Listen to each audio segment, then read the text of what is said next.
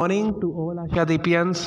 बेटा आज हम चैप्टर नंबर 9 मेंस्ट्रुएशन को डिस्कस करने जा रहे हैं। तो आइए स्टार्ट करते हैं। मेंस्ट्रुएशन आपका टॉपिक है मेंस्ट्रुएशन। इसमें आप मेनली पेरीमीटर और एरिया के बारे में डिस्कस करेंगे। हम इसमें स्क्वायर की शेप को, रेक्टेंगल की शेप को डिस्कस करेंगे। उसका पेरीमीटर क्या है, उसका एरिया क्या है, ये सब आपको बताया जाएगा। तो सबसे पहले हम टॉपिक कौन सा उठा रहे हैं यहाँ पे, पेरीमीटर। अब उसको जानने से पहले आपको मेंस्ट्रुएशन का मतलब पता होना चाहिए कि हम मेंस्ट्रुएशन बोलते किसको हैं। देखो, मेंस्ट्रुएशन का मतलब होता है, आपको दिया है क्वेश्चन यहाँ पे, व्हाट इज़ मेंस्ट्रुएशन।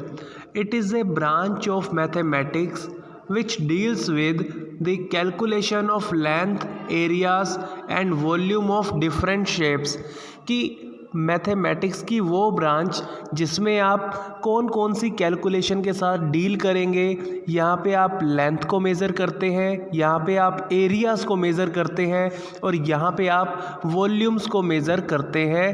अब देखो, पेरीमीटर जो है ये आपको पता लगता है शेप की आउटिंग, मतलब शेप का जो आउटसाइड वाला पार्ट होता है किसी भी शेप का, उसके आउटसाइड वाले पार्ट से आपको उसके पेरीमीटर का पता लगता है। और जब किसी शेप के अंदर की बात होगी तब हम एरिया को डिस्कस करेंगे।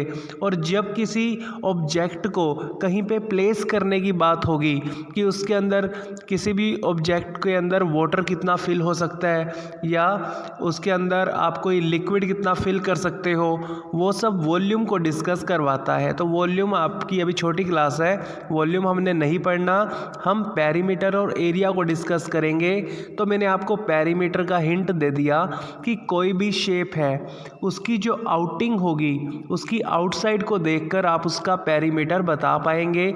जैसे हम स्क्वायर की बात करते हैं, आपको पता है स्क्वायर की 4 साइड्स हैं, तो 4 साइड्स है। आप एक साइड को नाम दे दो स्मॉल एस और उसकी सारी साइड्स को जोड़ दो, तो वो होगा उसका पेरीमीटर।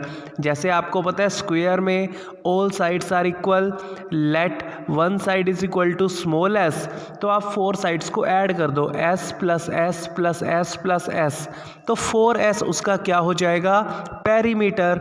आइए डिस्कस करते हैं इसको, क्या है एक्चुअल में पेरीमीटर। यहाँ से देखिए बेटा, हमें पहले रेक्टेंगल को डिस्कस करना है, उसके बाद हम स्क्वायर के टॉपिक पर आएंगे। तो देखो, ये आपकी रेक्टेंगल की शेप है। आपको पता है रेक्टेंगल की जो लॉन्गेस्ट साइड होती है that is known as length, और रेक्टेंगल की जो शॉर्टेस्ट साइड होती है that is known as breadth. अब इसमें आपको रेक्टेंगल की एक और प्रॉपर्टी का पता होना चाहिए, opposite sides of rectangle is equal, कि जो आमने सामने वाली साइड्स होंगी रेक्टेंगल में वो आपस में इक्वल होती हैं। अब रेक्टेंगल में देखो, ये एक इसकी लॉन्ग साइड है, इसके सामने ये भी इसकी लॉन्ग साइड है, तो जो रेक्टेंगल की बड़ी साइड्स हैं आमने सामने, इनको हम लेंथ बोलते हैं। अब रेक्टेंगल में ऊपर देखो, ये इसकी शॉर्ट साइड है और नीचे भी क्या है, इसकी शॉर्ट साइड। तो जो छोटी छोटी साइड्स है रेक्टेंगल में they are known as breadth, और जो लॉन्ग साइड है रेक्टेंगल की they are known as length.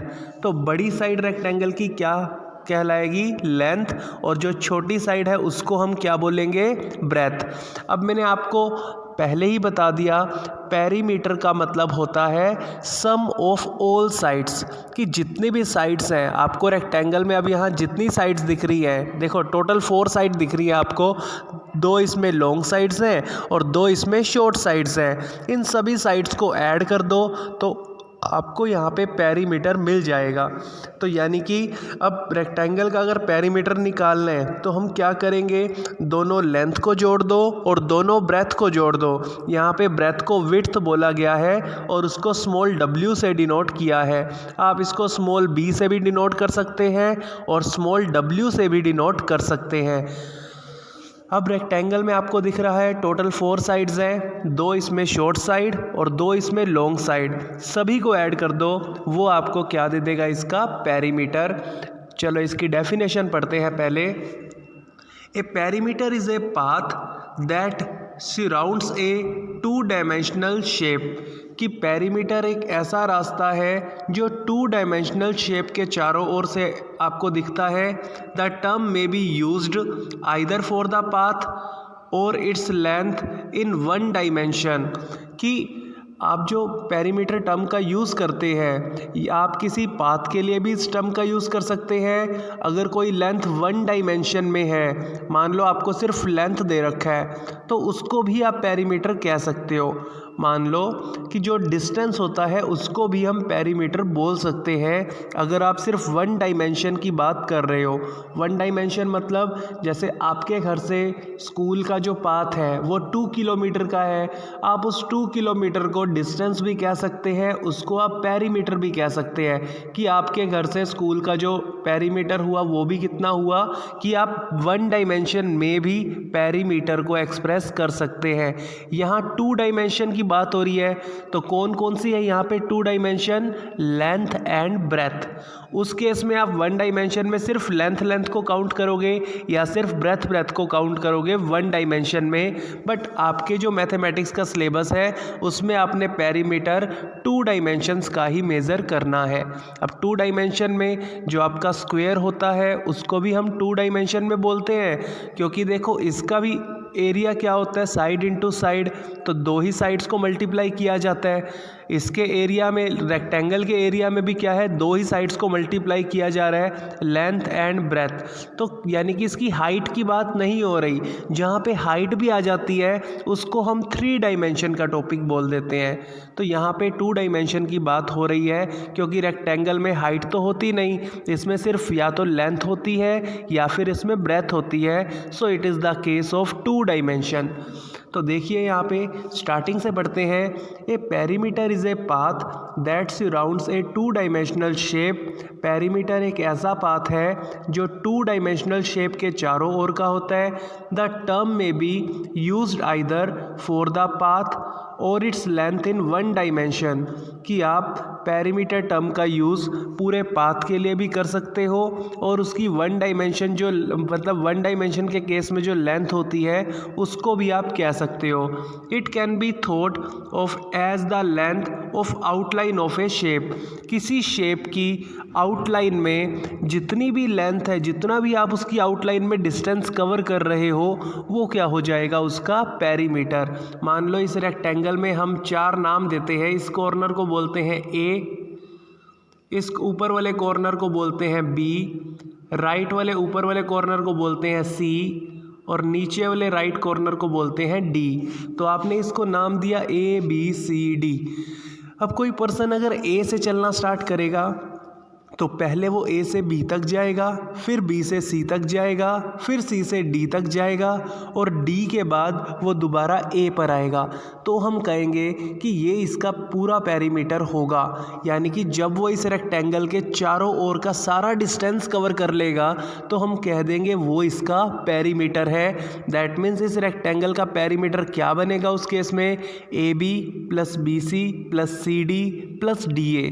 अब आपको पता है ए बी और सी डी जो है ये दोनों तो लेंथ है, तो ये बन गया ट्वाइस ऑफ लेंथ। और जो इसमें बी सी और ए डी है ये दोनों ब्रेथ है, तो ये बन गया ट्वाइस ऑफ ब्रेथ। तो इसका फॉर्मूला आ जाता है 2 इंटू एल प्लस बी।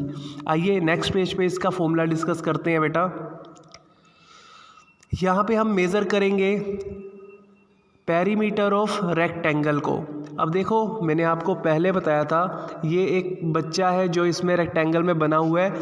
अब ये क्या कर रहा है, ये पेरीमीटर को मेज़र कर रहा है। यानी कि ये इसके एक कॉर्नर से चलना स्टार्ट हुआ और घूमकर दोबारा उसी कॉर्नर पे आ जाता है पूरा रेक्टेंगल को घूमकर। दैट मीन्स तब ये इसका पेरीमीटर बता पाएगा। यानी कि आप देखो क्या कर रहे हो बेटा, यहाँ पे हम जो बड़ी साइड्स हैं इनमें आमने सामने वाली, दैट मीन्स ये भी इसकी लेंथ है तो ये भी इसकी लेंथ है, ऊपर इसकी विड्थ है और नीचे भी क्या है, इसकी विड्थ। तो इस केस में हम पेरीमीटर को कैसे निकालेंगे, आपको पता है अपोजिट साइड्स इसकी इक्वल होती है। अब देखो लेफ़्ट में आपको लेंथ मिल रही है और राइट में भी आपको लेंथ मिलेगी, ऊपर आपको विड्थ मिल रही है तो नीचे भी आपको इसकी विड्थ मिलेगी। आपने सभी की सभी साइड्स को ऐड कर देना है तो वो क्या हो जाएगा, इसका perimeter. So perimeter of rectangle, अगर हम इसकी सभी साइड्स को ऐड कर दें तो आप क्या लिखोगे, L plus W plus L plus W. तो इसमें 2 टाइम्स L हो जाएगा और 2 टाइम्स W हो जाएगा। हम जब 2 कॉमन ले लेंगे तो वो मिलेगा पेरीमीटर मुझे 2 times of L plus W, या इसको W को आप B भी बोल सकते हो, कि आप विड्थ बोले या ब्रेथ बोले एक ही बात है। तो यहाँ पे हमें क्या मिलेगा कि सारी साइड्स को ऐड कर दो, वो क्या हो जाएगा, उसका पेरीमीटर। ठीक है, अब आप बुक में और एग्जांपल्स पढ़ोगे आपको अलग अलग शेप्स दिखेंगी, यानी कि आप उन शेप्स में जितनी भी साइड्स होंगी सबको ऐड कर दो, वो क्या आ जाएगा, उस शेप का perimeter. So where L is the length of rectangle and W is the width and breadth of rectangle. तो इसमें आपको ये पता लग रहा है कि अगर सारी साइड्स को ऐड कर दिया जाए तो उस शेप का क्या आ जाता है, पेरीमीटर। आइए नेक्स्ट शेप को डिस्कस करते हैं, which is a square. Square में क्या होता है, आपको पता है all sides of square are equal. ठीक है, तो आपने पढ़ा हुआ है all side of square are equal. Rectangle और स्क्वायर में एक यही डिफरेंस है, रेक्टेंगल में होता है अपोजिट साइड्स आर इक्वल, उसमें लेंथ और लेंथ इक्वल होती है और ब्रेड्थ इक्वल होती है। बट इस केस में सभी साइड्स इक्वल है, यानी कि अगर ये ऊपर वाली साइड को मैं बोल दूँ 5 सेंटीमीटर, तो लेफ़्ट वाली भी 5 सेंटीमीटर, राइट वाली भी 5 सेंटीमीटर, नीचे वाली भी 5 सेंटीमीटर, तो इसमें सभी साइड्स इक्वल है। तो इसका पेरीमीटर कैसे निकलेगा बेटा, पेरीमीटर ऑफ स्क्वायर निकालने के लिए आप क्या करोगे, ऑल साइड्स को ऐड कर दो। मान लो मैं वन साइड को इसमें स्मॉल s मान लूँ तो इसका पेरीमीटर हो जाएगा s plus S plus S plus S, that means 4 times of s आ जाएगा। आपकी मर्जी है, आप साइड को s मान लो तो 4s आ जाएगा, आप साइड को l मान लो तो 4l आ जाएगा, आपकी मर्जी। आप साइड को स्मॉल a मान लो तो a plus a plus a plus a, क्योंकि देखो टोटल 4 ही साइड्स हैं, चारों साइड को ऐड कर दो। और आपको पता है स्क्वायर में ऑल साइड्स इक्वल होती हैं, तो सभी साइड एक ही साइड के इक्वल हो जाएगी। तो आप a plus a plus a plus a कर लो, वो भी आपको क्या मिलेगा, 4 टाइम्स ऑफ a। अभी आपने पेरीमीटर ऑफ रेक्टेंगल पढ़ा था, which is 2 into L plus W. अब इसमें क्या होगा, W और L दोनों इक्वल है, यहाँ पे लेंथ ब्रेथ सभी इक्वल होते हैं। तो W और L जब इक्वल है तो मैं W को भी किस से रिप्लेस कर दूंगा, यहाँ पे W को भी L से रिप्लेस कर दो, यानी कि लेंथ और ब्रेथ इसमें ए सेम है। तो 2 इंटू एल प्लस एल क्या आ जाएगा, 2 इंटू 2L, क्योंकि W जब L के इक्वल ही हो गया तो W को रिप्लेस कर दिया हमने L से। सो 2 इंटू 2L क्या मिल जाएगा हमें, 4L।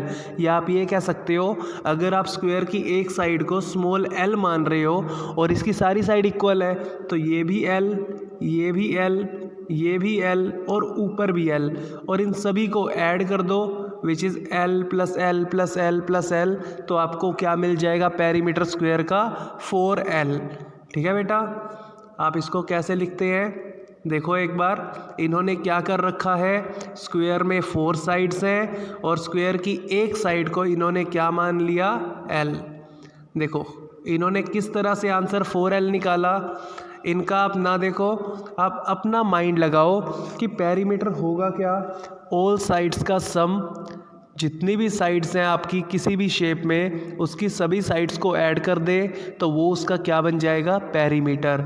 अब अगर मैं स्क्वायर, अब you know that all sides of square are equal if one side is equal to L। अगर ये वाली साइड L है तो नीचे वाली भी L होगी, राइट वाली भी L होगी एंड ऊपर वाली भी L होगी। और ऑल साइड्स अगर इक्वल है तो ऑल साइड्स का सम किसके इक्वल होगा, ऑल साइड्स का एडिशन किसके इक्वल होगा, पेरीमीटर के। सो पेरीमीटर आ जाएगा L plus L plus L plus L which is equal to 4L। आप ऐसे याद रखना, ठीक है। Where L is the length of rectangle and W is the, ये तो पिछला केस था, छोड़ो इसको। सो बेटा आज का हम इतना ही टॉपिक करते हैं। Thank you and have a nice day. आपको जितने भी क्वेश्चन दिखते हैं फर्स्ट एक्सरसाइज में रेक्टेंगल के या स्क्वायर के, उनका पेरीमीटर आपने इसी तरह से सॉल्व करना है। तो आज का काम रहेगा आपका पेरीमीटर के क्वेश्चंस को सॉल्व करना। एक्सरसाइज और एग्जांपल आप देख सकते हैं। अब देखो फर्स्ट एग्जांपल में ही आपको यही दिया है इसके। सो बुक में से आप चेक करना, जो डाउट्स होंगे वो मुझसे पूछ लेना। Bye bye. और वीडियो अच्छी लगे तो चैनल को सब्सक्राइब एंड शेयर करें। Thank you and have a nice day.